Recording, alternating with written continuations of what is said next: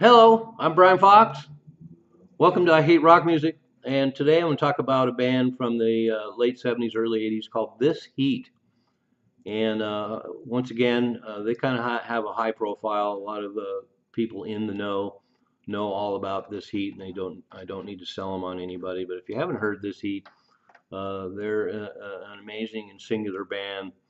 And interestingly enough, I love this Austrian experimental trio called Radian. And Radian actually is very reminiscent of a lot of things about this heat, and so I can definitely see the connection. But this heat started in 1976. Charles Hayward had been in the band Quiet Sun. They reunited.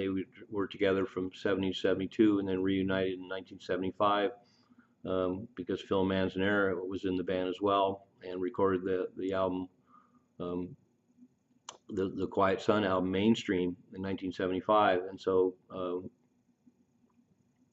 Charles Hayward, the drummer, ended up moving forward with a new project, and had been working with David Cunningham, who's an interesting producer and musician, avant-garde English musician, who kind of did a lot of ambient stuff, and ended up being one of the driving forces in the UK pop band The Flying Lizards. And so they got together in 1976. They were from Camberwell, of course, same place as Quiet Sun and so many other great bands. And they ended up being together from 1976 to 1982. And it was Charles Bolin on guitar, clarinet, viola, vocals, and tapes. Charles Hayward on drums, vocals, keyboards, and tapes. And Gareth Williams on keyboards, guitar, bass, vocals, and tapes. And so to describe their sound, Charles Bolin apparently was a multi-instrumentalist, but not very disciplined, and was basically more of an artist.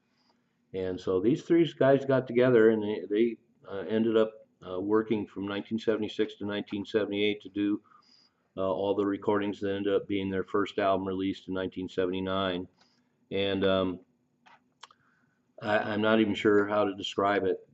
There's a lot of, obviously, a lot of tape music. There's a lot of odd keyboard things. A lot of times it's kind of hard to tell exactly where the sounds and music are coming from.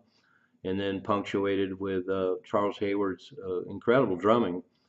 And on the first LP, it's definitely a lot more experimental, a lot of interesting pieces, minimal vocals here and there. But a great melodic sense, a great sense of how to put music together that maybe shouldn't work unless you're smart, with the use of keyboards and tapes and found sounds and samples, and then these really interesting vocals that are very reminiscent of the Canterbury sound. And I could definitely hear Robert Wyatt actually singing on some of this stuff. It's too bad that never happened.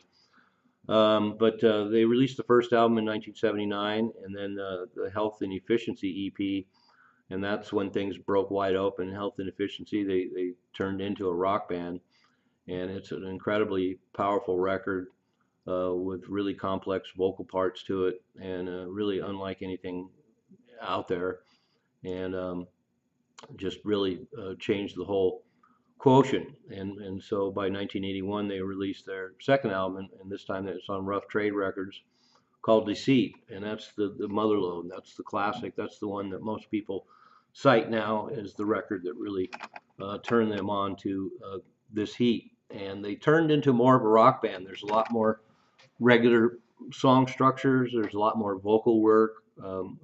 Charles Hayward's incredible drumming is all over it. Still a lot of experimental things that are rhythmic with interesting sounds based on rhythmic patterns. And once again, just hard to define exactly what or how to explain their sound or how to define what it is exactly what they're doing. But very inspired, and Deceit is rightfully considered a classic. The best moments on it are just stunning. And I'm trying to think of a band they have kinship to of that era, but I really can't think of anybody. But the trio was really just in their own territory, and it's actually kind of interesting that as oblique and weird and complex at the same time. Complex using simple elements, I would say. It's pretty amazing that they have such a legendary status now, but I totally get it. And they kind of started falling apart in 1982, and Trevor Gororny was brought in on bass, and Ian Hill was brought in on keyboards, and they did a final tour. And there's a lot of great live shows out there. And in fact, I've got a bunch of different live shows. Um, there's a live show from 1982 on this one, and then of course there's a live in Germany in 1982. I'll show some of these live, and then of course the John Peel sessions from 1977 are available now. There's another great bootleg of live in Krefeld, Germany, 1980. And then here's another bootleg from Italy from 1979. Great sound quality. And then of course we have the official This Heat live 80 to 81 from a bunch of their different shows. And then another bootleg from the ICA Club in 1980. So there's a plethora of live material, and they were definitely a rock band live. There's a lot of the weird stuff and the improvisations and samples and keyboards and the like, interspersed with some pretty straight rock numbers for them. But the live version of the songs are just so powerful and just so great, and it's really cool that they could get away playing live with doing a lot of the more rock-oriented songs with a pretty powerful guitar, a lot of interesting vocal arrangements, and then interspersed with a lot of really oblique ambient pieces. So good on them for being able to pull off both of those. And then I also have a bootleg that has all the final demos from 1982, and it shows that they were definitely moving in a more conventional direction. All the elements that we've grown to love about This Heat, with the vocal parts and wonderful melodies and great keyboard parts as well. They're very evident on the demos for the third album, and they were not short of any material moving forward. There's 16 songs on the demos, and but it definitely shows they're definitely moving in a little more melodic direction. They were going to focus in on vocals more, and I would imagine that Camberwell Now. So This Heat basically turned into Camberwell Now. This Heat being the Charles Bolan, Gareth Williams, Charles Hayward lineup, and then the 1982 version of This Heat with Trevor Gororny and Ian Hill.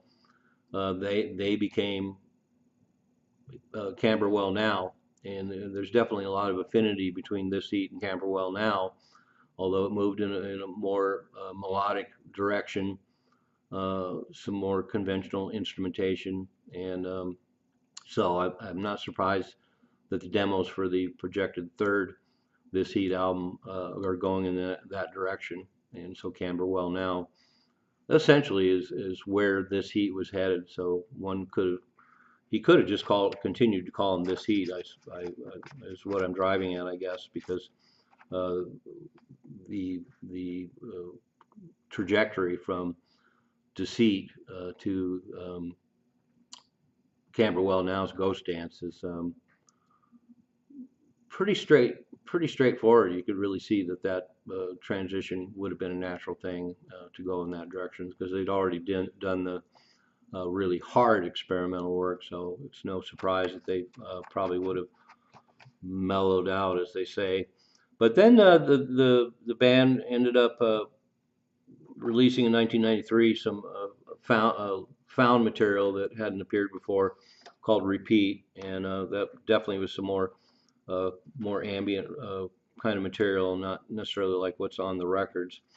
And then in 2001 they had a short reunion, and then in 2016 to 2019 Charles Hayward toured as This Is Not This Heat, So he went out basically and played all the This Heat material with this new band, and then called it This Is Not This Heat, which is pretty cool.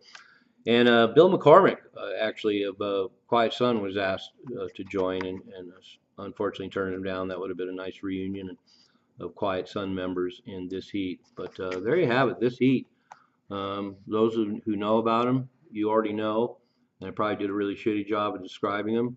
And for anybody that hasn't heard This Heat, check them out. And I definitely advise, if you're going to check them out, listen to the whole records to get the complete picture about what they were doing, because from song to song, you're in a whole different universe. And speaking of universes, the whole This Heat universe is singular.